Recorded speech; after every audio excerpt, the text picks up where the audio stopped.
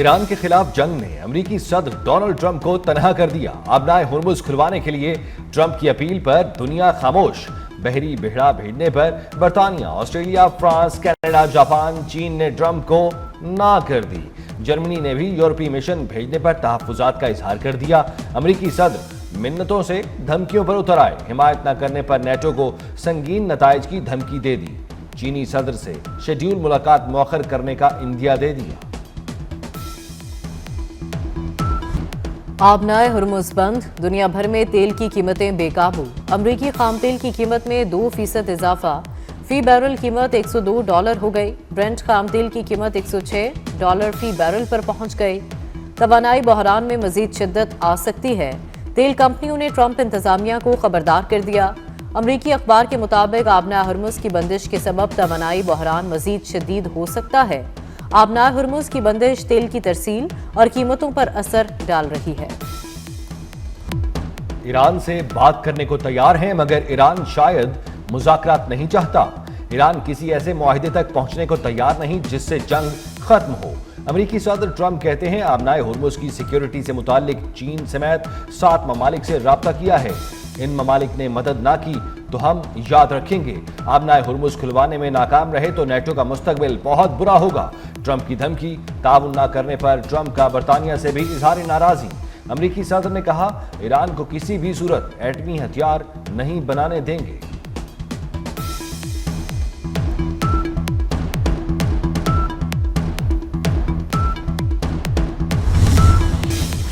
امریکہ سے جنگ بندی کا کبھی نہیں کہا۔ جنگ تب تک جاری رہے گی جب تک صدر ٹرمپ یہ نہیں سمجھ لیتے کہ ایک غیر قانونی جنگ ہے۔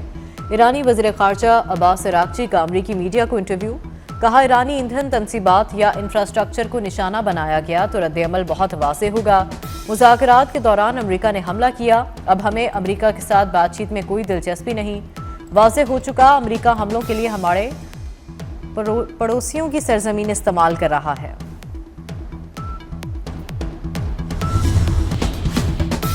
ایرانی بحریہ ختم ہو چکی تو ٹرمپ خلیج فارس میں امریکی بحریہ بھیج دیں۔ پاسداران انقلاب کا امریکی صدر کو تنزیہ پیغام، کہا امریکی صدر ٹرمپ نے کہا تھا ایرانی بحریہ کو تباہ کر دیا۔ ٹرمپ ہمت کریں، خلیج میں امریکی نیوی بھیجیں۔ ابھی 10 سال پہلے تیار کیے گئے میزائل استعمال کر رہے ہیں۔ جون 2025 کے بعد تیار میزائل ابھی استعمال میں نہیں لائے۔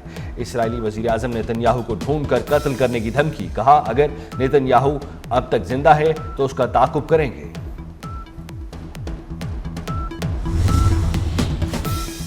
سعودی ولی عہد محمد بن سلمان اور متحدہ عرب امارات کے صدر محمد بن زید ال نہیان کا ٹیلی فونک رابطہ، ایرانی حملے ملکی سلامتی کے لیے خطرہ قرار۔ اماراتی صدر اور سعودی ولی عہد نے ایرانی حملوں کو عرب خود مختاری اور بین الاقوامی قوانین کی خلاف ورزی قرار دے دیا۔ دونوں رہنماؤں کا مسائل کے حل کے لیے سنجیدہ مکالمے اور سفارتی ذرائع کو ترجیح دینے پر زور۔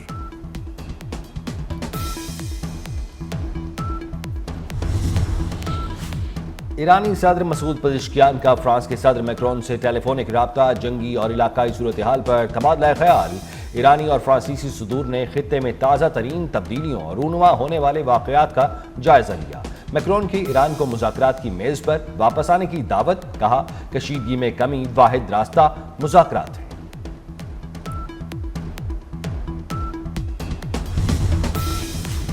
برطانوی وزیر اعظم کیئر سٹارمر کا امریکی صدر ٹرمپ سے رابطہ، آبنائے ہرمز کی بندش کے باعث عالمی جہاز رانی میں پیدا ہونے والی رکاوٹوں پر تبادلہ خیال۔ برطانوی وزیر اعظم کی کینیڈا کے وزیر اعظم مارک کارنی سے موجودہ صورتحال کی عالمی معیشت پر پڑنے والے اثرات پر بات چیت۔ مشرق وسطیٰ میں جاری تنازع پر مزید مشاورت جاری رکھی جائے گی، دونوں رہنماؤں کا اتفاق۔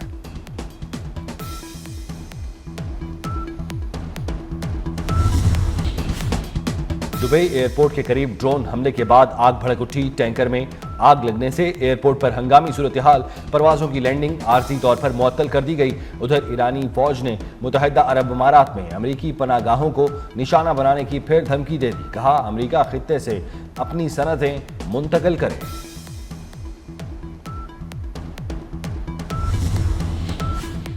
ایران کے آپریشن وعدہ صادق 4 کے تحت حملوں کی 54ویں لہر، ایران نے سجیل میزائل داغ دیے۔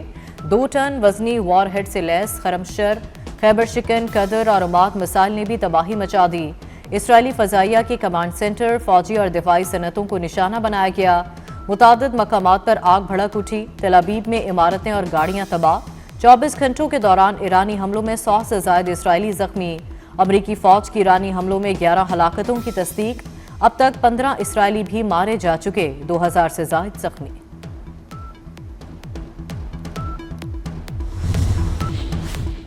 अमेरिका ने ईरान जंग में अब तक $12 अरब झोंक दिए। अमेरिकी सदर के इक्तिसादी मुशीर केविन हीस्ट ने इत्तलात की तस्दीक कर दी। अमेरिकी सदर डोनाल्ड ट्रंप को ईरान जंग पर अंदरूनी मुखालफत का सामना। ट्रंप के फैसले पर डेमोक्रेट की खुलकर तनकीद। रिपब्लिकन्स ने भी खदशात जाहिर कर दिए। मिड टर्म इंतखाबात में ट्रंप पर खतरा मंडलाने लगा।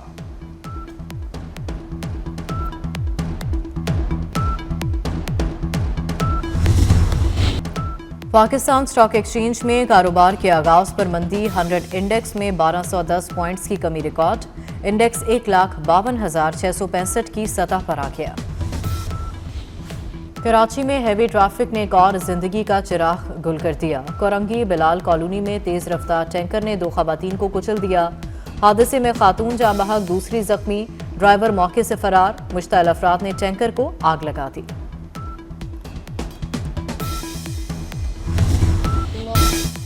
मस्जिदुल हराम और मस्जिद नबवी सल्लल्लाहु अलैहि वसल्लम में रमज़ानुल मुबारक की 27वीं शब की खुसूसी इबादत।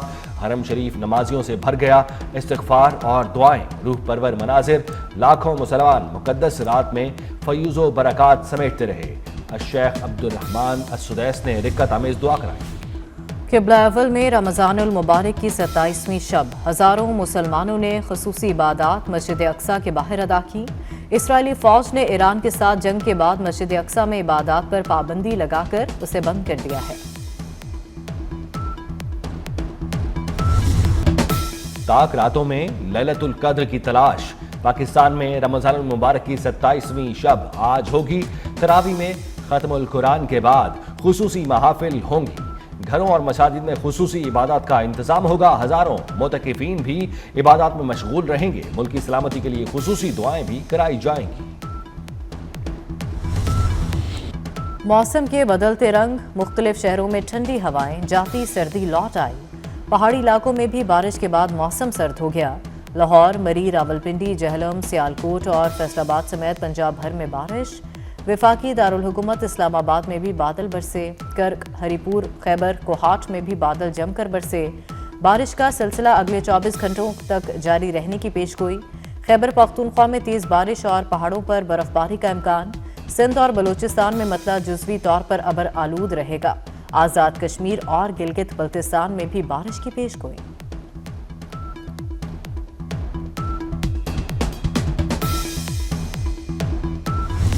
मशरिक़ वुस्ता जंग के बाद खित्ते की बदलती सूरत हाल पर वज़ीर आज़म की ज़ेर सदारत इजलास।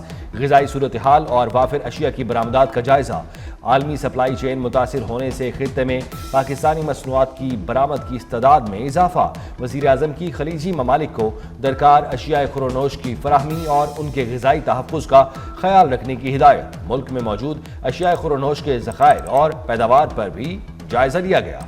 वज़ीर आज़म का मकामी ज़रूरियात की मुकम्मल निगरानी का हुक्म।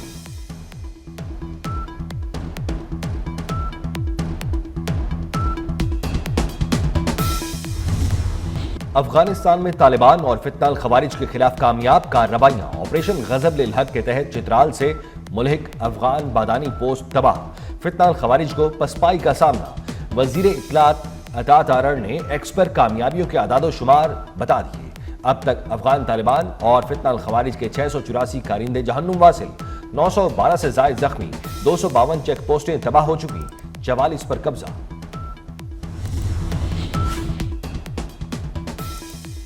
सदर मुमलिकत आसिफ जरदारी की एमक्यूएम को साथ लेकर चलने की यकीन दहानी। सदर और खालिद मकबूल सिद्दीकी की मुलाकात की अंदरूनी कहानी सामने आ गई।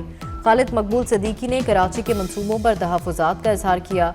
कहा, कराची की सबसे बड़ी जमात एमक्यूएम को एतमाद में नहीं लिया जाता। एमक्यूएम और पीपल्स पार्टी रहनुमाओं के दरमियान जल्द मुलाकात होगी। गुज़िश्ता रोज़ सदर आसिफ जरदारी से वफाकी वज़ीर दाखिला मोहसिन नकवी और खालिद मकबूल सिद्दीकी की मुलाकात हुई थी।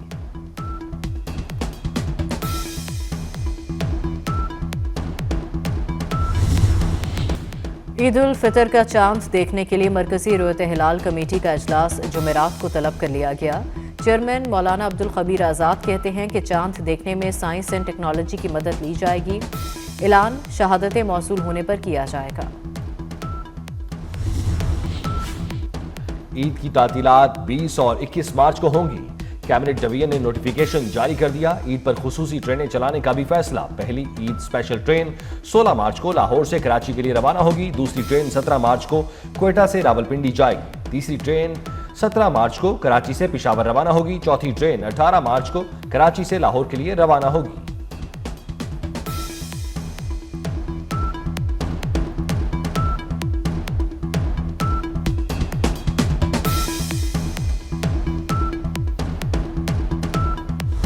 عید شاپنگ زور و شور سے جاری۔ بازاروں میں عروج پر پہنچ گئی خریداری۔ شہر شہر دکانداروں کی چاندی ہو گئی۔ بازاروں میں خواتین اور بچوں کا رش۔ مہنگائی کے شکوے بھی زباں زدعام ہو گئے۔